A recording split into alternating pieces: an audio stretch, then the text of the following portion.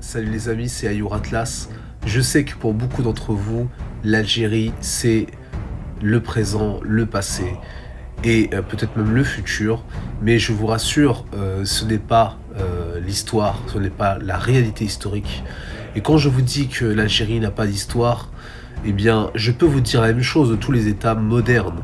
Le Maroc n'a pas moderne, c'est-à-dire celui qu'on connaît actuellement n'a pas d'histoire, c'est une création coloniale. De la même façon que la Tunisie et d'autres États africains sont des créations coloniales, tout simplement parce que voilà, elles ont été créées très récemment. Mais ce qui ne veut pas pour autant dire que tous ces autres pays n'ont pas d'histoire. Parce que, pourquoi? Le Maroc, par exemple, a une histoire avant d'être le Maroc moderne que nous connaissons. Il y avait déjà une histoire au préalable. L'Algérie, elle n'avait pas une histoire au préalable en tant qu'Algérie. On ne peut pas parler d'Algérie historique avant l'Algérie moderne, étatique que nous connaissons aujourd'hui. C'était plusieurs États, comme je l'ai déjà dit plusieurs fois, c'était plusieurs royaumes et plusieurs peuples. Il faut savoir que l'Algérie est aussi grande que l'Europe, voire plus, selon certaines sources, parce que les déformations que nous avons sur les cartes plates officielles ne sont pas représentatives de la réalité des dimensions des pays. Quand on parle d'Algérie, en réalité, on est en train de parler quasiment de régions continentales et non plus de pays.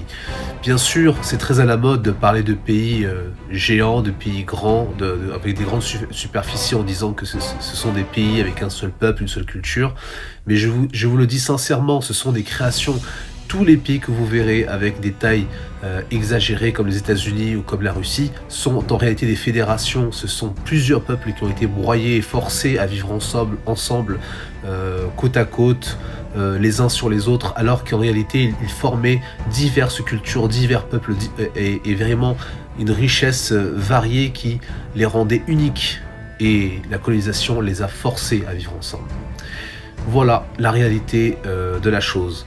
Et cela peut s'analyser et se retrouver dans d'autres pays voisins. Bien sûr, le Maroc n'est pas à mettre hors de critique, je le sais très bien, mais je dis que le Maroc, contrairement à l'Algérie, a au moins une histoire en tant que Maroc avant d'être colonisé, ce qui n'est pas le cas de l'Algérie.